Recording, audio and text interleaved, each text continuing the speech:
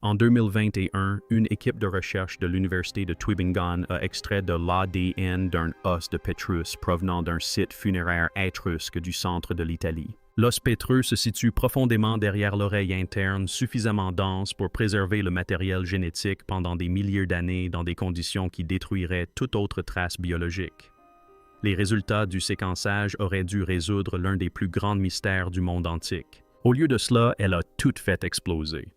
Pendant plus de 2 ans, érudits, historiens et scientifiques ont débattu de l'origine des Étrusques. Une civilisation puissante et raffinée qui a dominé l'Italie des siècles avant Rome, qui a légué à Rome son alphabet, ses infrastructures, son faste et sans doute son identité. L'historien antique Hérodote avait une réponse à cette question. La science moderne semblait la confirmer. Puis l'ADN ancien est arrivé et tout ce que le domaine croyait savoir n'a pas été remis en cause. Il a été complètement démantelé. Pour comprendre l'importance des découvertes ADN, il faut d'abord comprendre ce que furent réellement les Étrusques. Non pas une simple note de bas de page dans l'histoire de Rome, ni une mystérieuse civilisation antérieure dont le souvenir se limite à des vestiges empruntés, mais une civilisation à part entière qui domina la péninsule italienne pendant des siècles, bâtit des villes qui existent encore aujourd'hui et façonna l'empire qui allait à son tour influencer le monde occidental. L'ampleur de leur réalisation et l'influence qu'a exercé Rome sur eux sont systématiquement sous-estimés. Ils se nommaient eux-mêmes les Réennes. Les Romains les appelaient les Étrusques, et c'est de cette racine latine que la région moderne de Tuscany tire son nom.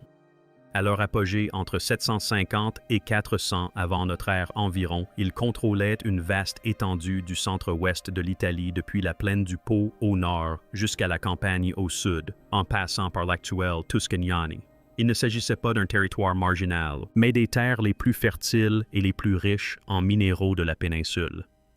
Les Étrusques savaient parfaitement les exploiter. Leurs villes n'étaient pas de simples villages ambitieux, Pisfonia et Capuet. Les villes qui demeurent aujourd'hui d'importants centres de population étaient à l'origine des cités russeques. À une époque où Rome n'était encore qu'un ensemble de huttes debout disposées autour d'un marais, les Russecs y construisirent des routes pavées, des aqueducs fonctionnels et des systèmes d'égouts. Leur architecture comprenait des temples de luxueuses villas inspirées du style hellénique et des nécropoles richement décorées, bâties avec le même soin et la même précision technique que les villes des vivants. Ils incinéraient leurs morts et les inhumaient ensuite dans des tombes à chambres garnies d'armes, de récipients à vin, de bijoux et de marchandises importées de tout le bassin méditerranéen. Peuple de navigateurs, les Étrusques entretenaient des réseaux commerciaux qui s'étendaient sur tout le bassin méditerranéen, jusqu'en Phénicie, en Grèce, en Afrique du Nord et sur la côte ibérique. Les marchands étrusques rapportaient non seulement des biens matériels, mais aussi culturels, les styles artistiques grecs, les pratiques de luxe oriental et surtout l'alphabet grec occidental que les Étrusques adoptèrent comme système d'écriture. C'est par l'intermédiaire de Truscan que cet alphabet parvint aux Romains et c'est à Rome qu'il devint l'écriture que vous lisez aujourd'hui. Chaque lettre de l'alphabet occidental moderne remonte directement de Rome à la Turie. Leur armée était redoutable durant la période villanovaine de leur histoire ancienne. À Tresque, les guerriers formaient le noyau aristocratique de la société, combattant dans le style héroïque et individuel propre aux cultures de l'âge du fer. À mesure que les contacts avec la Grèce s'intensifiaient, leurs armées évoluaient. Au 6e siècle avant notre ère, les soldats étrusques combattaient en hoplites disciplinés, organisés, armés et suffisamment efficaces pour étendre la puissance étrusque sur la majeure partie de la péninsule. Ils constituèrent pendant plusieurs siècles la force militaire dominante en Italie. Cette domination s'étendait directement sur Rome même. En 616 avant notre ère, un aristocrate trusque de Tarquinia accéda au trône de Rome. Lucius Tarquinius Priscus dota la ville d'un système d'égouts fonctionnel, fit construire le Circus Maximus, fit venir des athlètes et des coureurs de chars d'Aturie, et entreprit de transformer Rome, alors province reculée, en un centre urbain prospère. Sa dynastie dura 2 générations. Lorsque son petit-fils Tarquin le Superbe fut finalement renversé en 509 avant notre ère, la République romaine vit le jour. Mais l'empreinte étrusque sur la ville était déjà profondément ancrée. Les Romains adoptèrent la toge des Étrusques. Ils adoptèrent le fascis, ce faisceau de verge symbolisant l'autorité que les magistrats romains portaient en public. Ils adoptèrent la coutume du triomphe militaire. Ils adoptèrent la trompette de bronze utilisée pour transmettre les ordres au combat. Le pilum et le scutum, le javelot et le bouclier qui définissaient le légionnaire romain dérivent tous de modèles étrusques. Certaines sources font remonter l'institution même des combats de gladiateurs à un droit sacrificiel étrusque. Les Romains n'étaient pas gênés par cet héritage. Ils ont simplement cessé d'en parler. Politiquement, les Étrusques étaient organisés en cités-États farouchement indépendantes et fréquemment en guerre les unes contre les autres, liées par la Ligue des 12 peuples, une confédération qui régissait les intérêts religieux et économiques communs sans jamais parvenir à une véritable unité politique. Cette incapacité à s'unir leur coûterait finalement tout. Mais des siècles avant que Rome n'atteigne sa pleine puissance, les Riennes dominaient l'Italie. Comprendre cela n'est pas un simple contexte. C'est le fondement même sur lequel repose l'étonnante découverte de l'ADN. De toutes les questions restées sans réponse dans le monde antique, l'origine des Étrusques compte parmi les plus âprement débattues. Il ne s'agissait pas d'une simple énigme académique, mais d'un véritable casse-tête civilisationnel qui a tourmenté historiens linguistes et archéologues pendant plus de 2000 ans. La raison de sa persistance tient à un fait extraordinaire: la langue étrusque n'appartient à aucune famille de langues connues sur Terre. Tous les peuples voisins des Étrusques parlaient une langue indo-européenne. Au nord, les Gaulois celtes, au sud, les Grecs, à l'est, les tribus italiques qui allaient donner naissance au latin de Rome. Ces langues, aussi diverses qu'elles paraissent à nos oreilles modernes, partagent un ancêtre commun, une proto-langue parlée par des populations ayant migré de la région du Caucase entre le 3e et le 1er millénaire avant notre ère. Ils se sont répandus vers l'ouest à travers l'Europe, emportant avec eux leur héritage linguistique grec, latin, celtique, germanique, sanskrit. Leur arbre généalogique est vaste et couvre aujourd'hui la majeure partie du globe. Étruskin n'y figure pas. Il n'est apparenté à aucun de ses voisins. Elle n'est apparentée avec aucune autre langue connue du monde antique, et ce, avec certitude. Les linguistes ont consacré des décennies à tenter de la déchiffrer intégralement. Bien qu'ils puissent lire des mots isolés et reconstituer les structures grammaticales de base à partir des quelques 10 zéro-inscriptions qui nous sont parvenues, une compréhension complète de la langue demeure hors de portée. Elle se dresse seule, une anomalie entourée de toutes parts par des langues qui partagent de profondes racines communes, et c'est précisément cet isolement qui a rendu la question de son origine si fascinante et si difficile. 3 théories concurrentes ont dominé le débat. Ce débat dure depuis des siècles. La plus ancienne et la plus célèbre des affirmations provient d'Hérodote, historien grec antique du 5e siècle avant notre ère. Il affirmait que les Étrusques étaient des migrants originaires de Lydie, un royaume situé sur la côte ouest de la Turquie actuelle en Anatolie. Selon Hérodote, une famine prolongée avait contraint le roi de Lydie à envoyer la moitié de sa population vers l'ouest par bateau.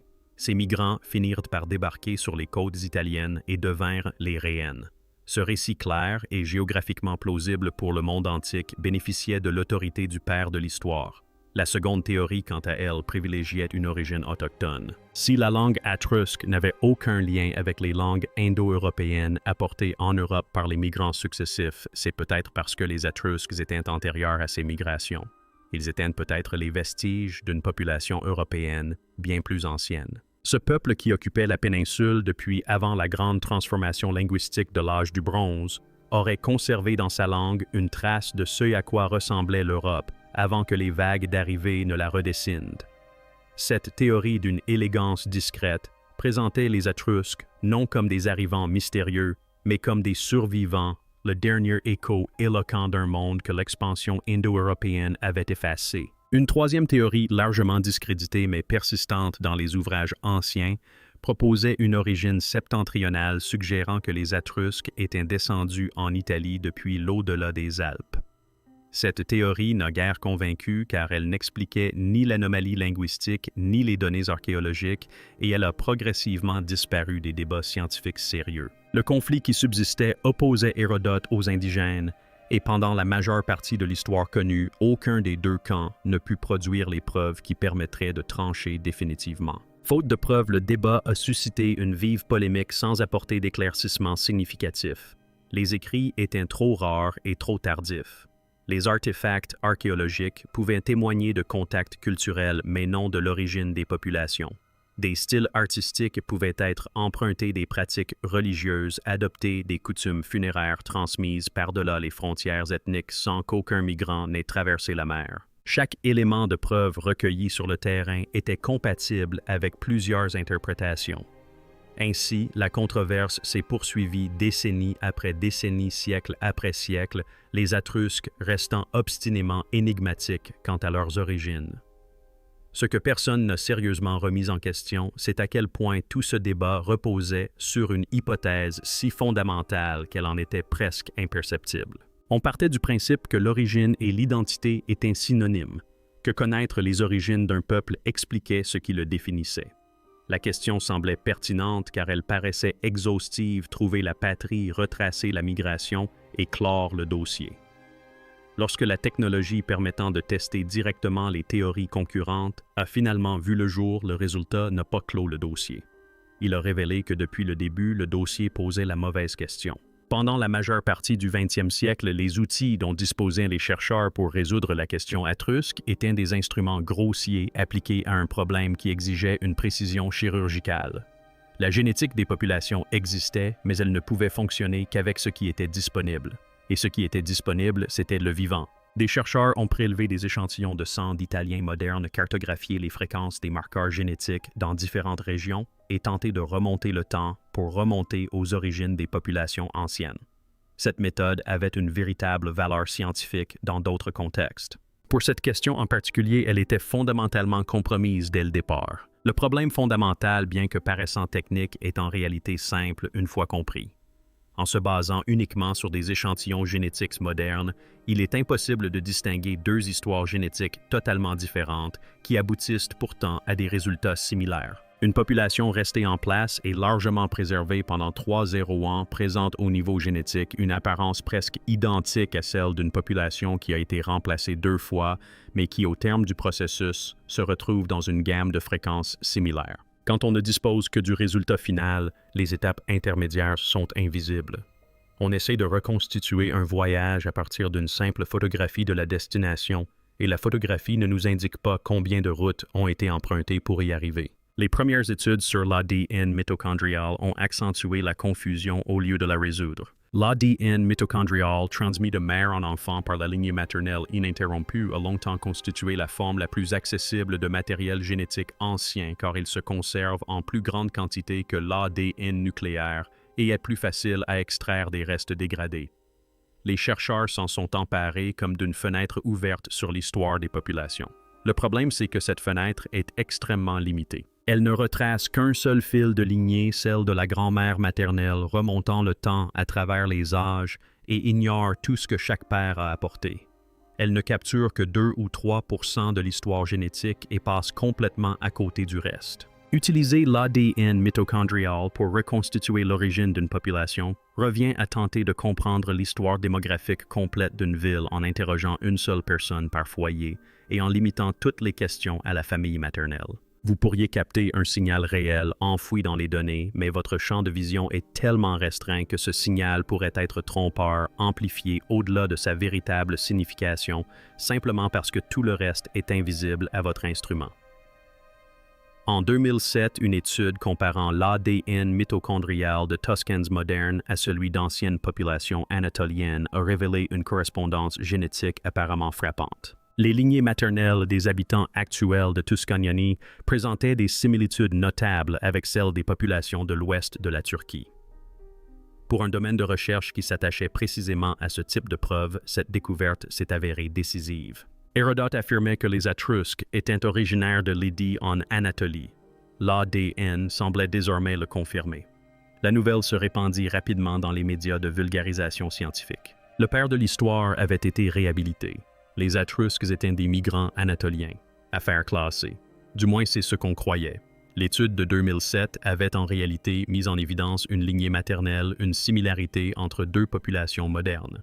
Une similarité qui pouvait refléter une migration ancienne, mais aussi des mouvements plus récents, une ascendance néolithique commune, ou tout simplement le bruit statistique inhérent à la comparaison de populations à partir d'un fragment de génome si l'on considère le résultat comme représentatif de l'ensemble. La conclusion de l'étude n'était pas erronée parce que ces données étaient falsifiées.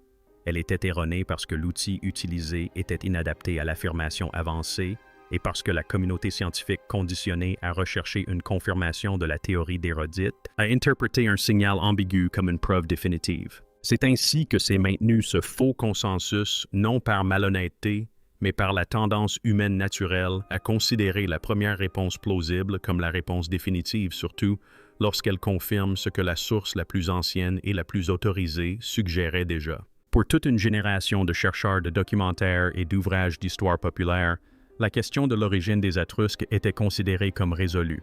Hérodote avait raison. L'ADNMT le confirmait. Mais personne ne s'était encore demandé ce que le séquençage complet du génome d'ADN ancien, extrait directement de sites funéraires étrusques, pourrait révéler.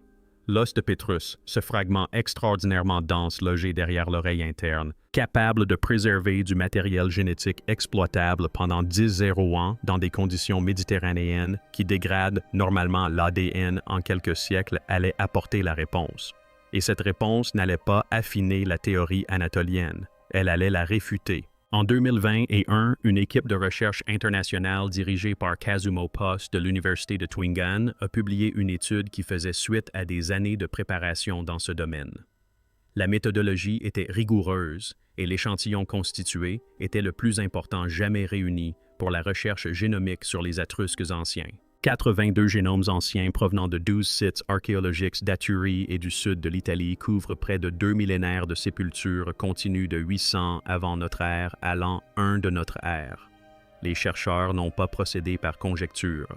Ils ont analysé l'ADN même d'individus ayant vécu, travaillé et péri au sein de la civilisation étrusque, extrait d'ossements de Pétrus conservés dans des nécropoles restés intacts pendant des siècles. L'équipe s'attendait à trouver le signal génétique de la Méditerranée orientale décrit par Hérodote et que l'étude mitochondriale de 2007 semblait confirmer un fil ancestral reliant le génome étrusque à la Lydie, à l'Anatolie et aux rivages orientaux de la Méditerranée. Une migration inscrite dans la biologie même de ces populations invisibles à l'archéologie et à la linguistique, mais révélable dans le génome grâce à l'instrument adéquat. C'était le résultat que l'on s'attendait à trouver. Ce n'était pas celui que les données ont révélé. Les Étrusques étaient génétiquement indiscernables des Latins vivant à proximité dans la Rome voisine.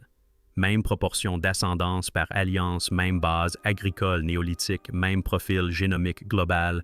Pourtant, ils n'étaient ni similaires, ni approximativement alignés, ni indiscernables. Posch a déclaré directement au magazine Science que les Étrusques ressemblaient à leurs voisins latins au niveau génomique, une affirmation qui portait tout le poids des données de 82 individus séquencés. Le signal de la Méditerranée orientale que les chercheurs recherchaient était absent du génome étrusque sous aucune forme susceptible d'étayer une migration anatolienne. Cette découverte n'a pas affaibli ni compliqué la théorie d'Hérodote, elle l'a anéantie. Laissons cela mûrir un instant. Deux civilisations séparées par une langue totalement différente, des pratiques religieuses distinctes, des traditions artistiques et des rites funéraires radicalement différents, mais un ADN quasi identique. Les locuteurs de cette langue mythique de l'Italie antique étaient au niveau génomique les mêmes que leurs voisins de langue latine.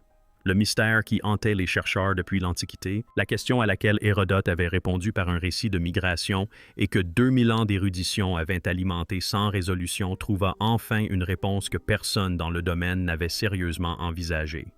Les Étrusques ne venaient pas d'ailleurs. Ils étaient déjà là.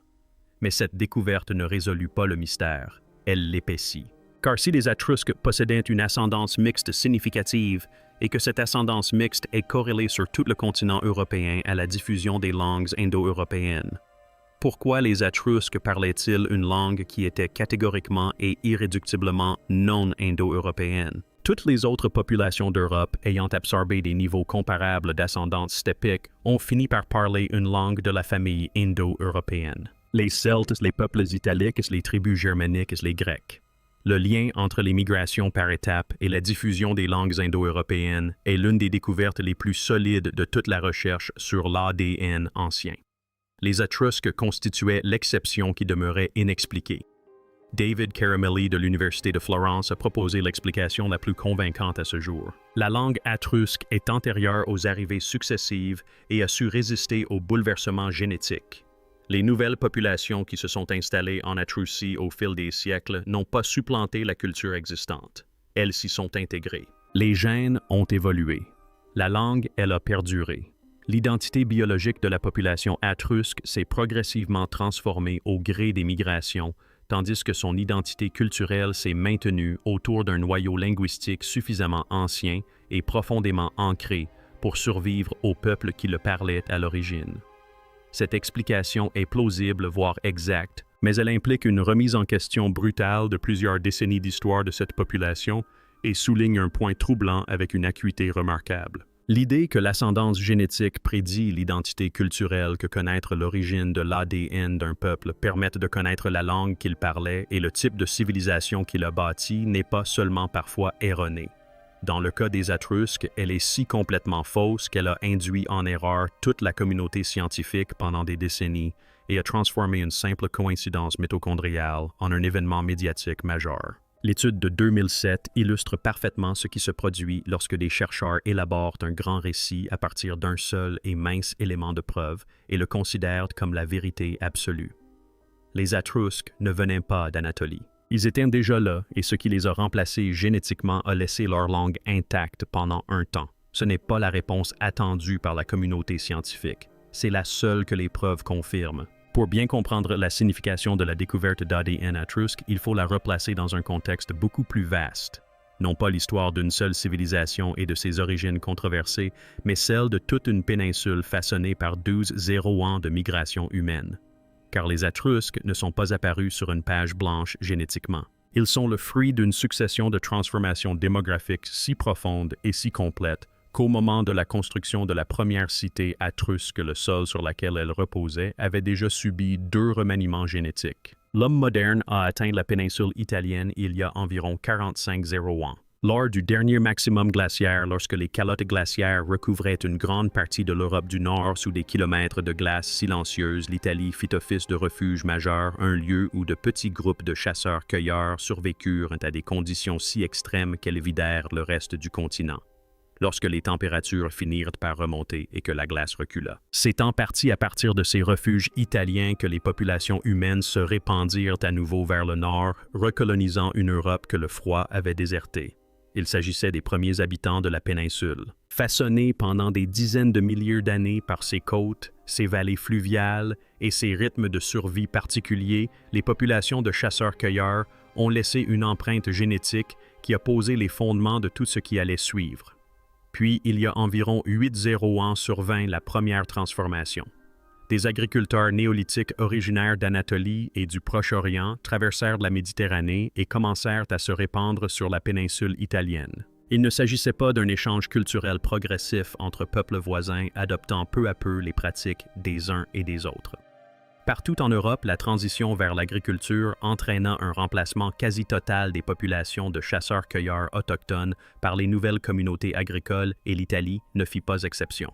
Les premiers sites agricoles apparaissent dans les Pouilles sur la côte sud-est, et de là, la frontière agricole s'étend vers le nord, le long de l'Adriatique et vers l'ouest, en direction des côtes de Tyrrhanie, à une vitesse que les données génétiques révèlent avec une clarté troublante.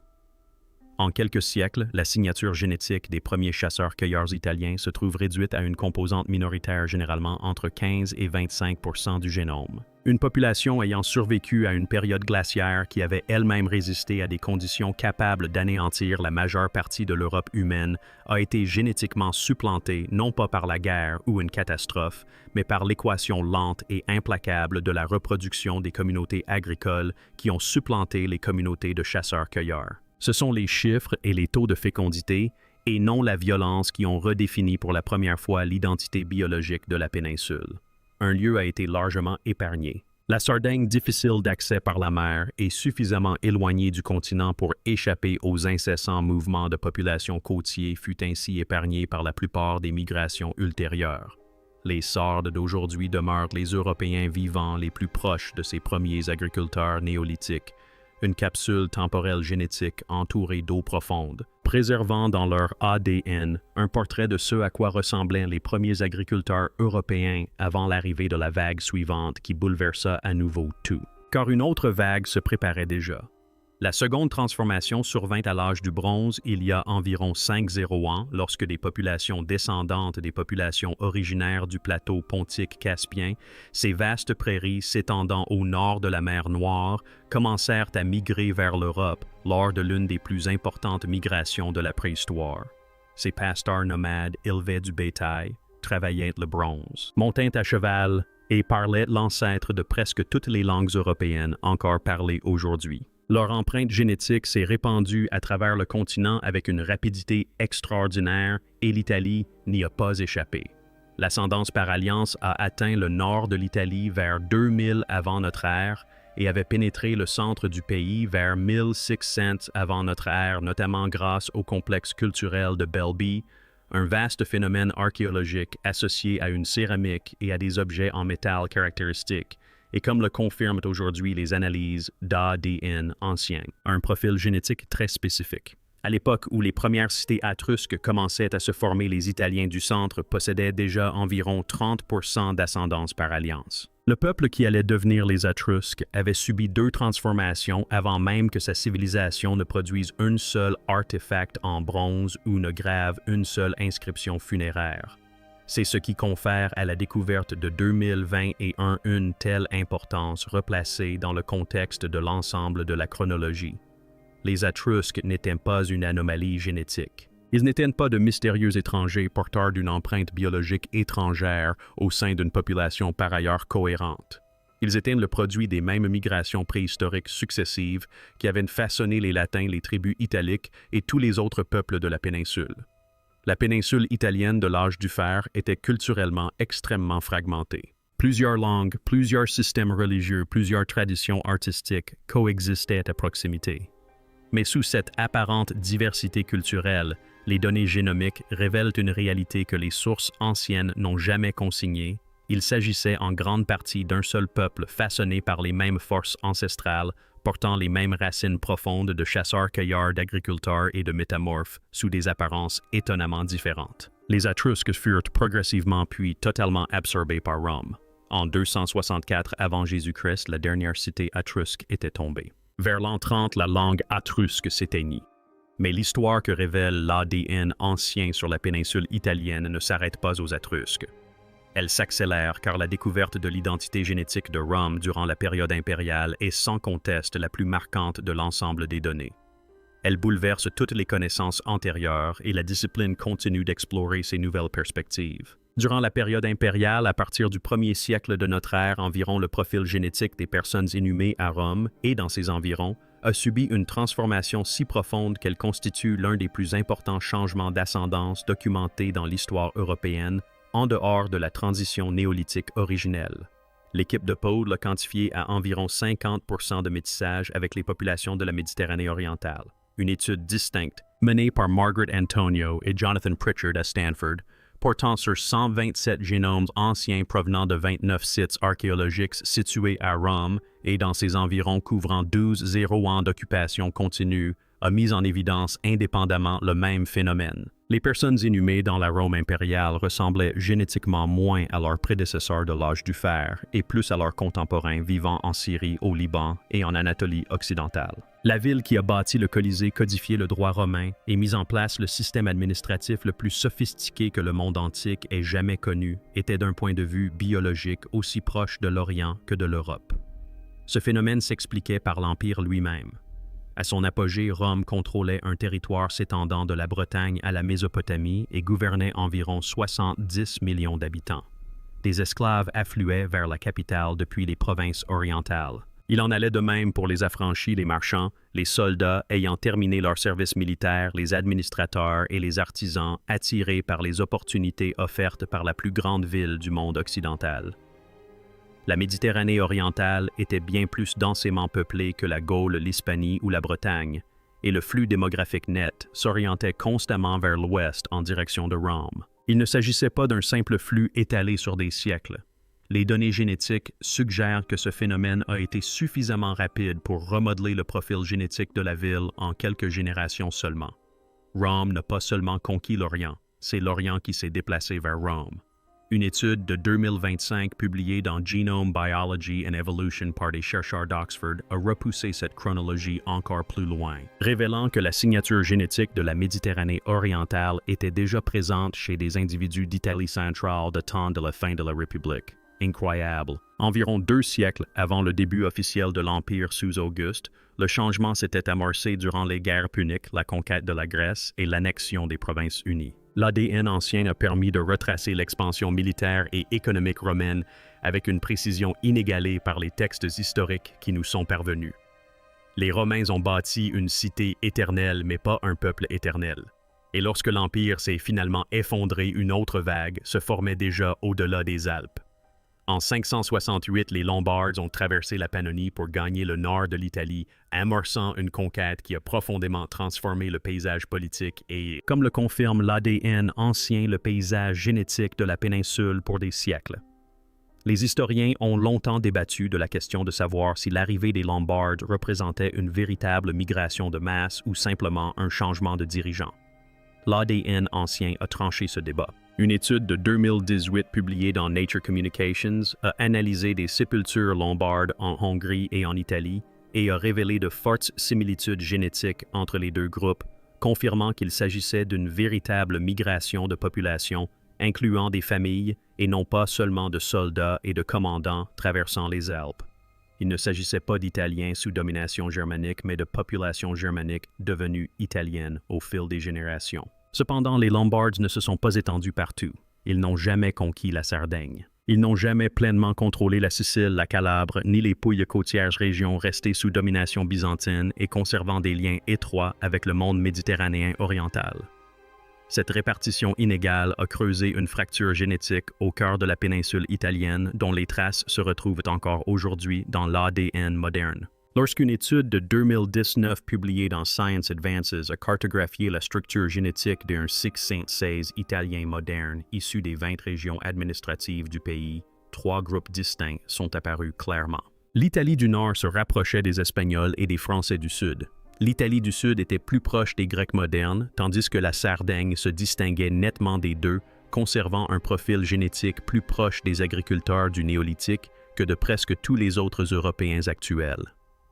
La distance génétique entre un Milanais et un Sicilien est modeste en valeur absolue, mais elle correspond précisément à 12 ans d'histoire migratoire différentielle. Strate après strate, vague après vague, conquête après conquête.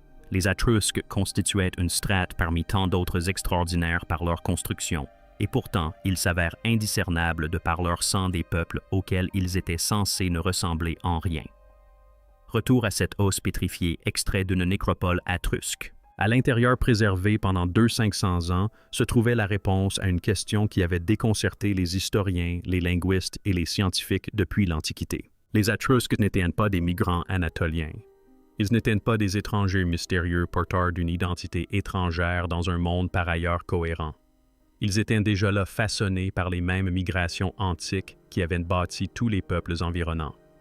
Et ce qui les rendait extraordinaires n'était jamais inscrit dans leur ADN. Cela s'est exprimé dans ce qu'ils ont construit avec les villes, les réseaux commerciaux, l'alphabet devenu celui de Rome puis le nôtre. Si la civilisation pré-romaine la plus étudiée d'Italie recèle une histoire des origines totalement différentes de celle supposée par 2000 ans de recherche, la question qui demeure ne concerne pas les Étrusques. Elle concerne toutes les histoires des origines que chaque civilisation s'est forgée. Le prochain os de Petrois aura son mot à dire à ce sujet.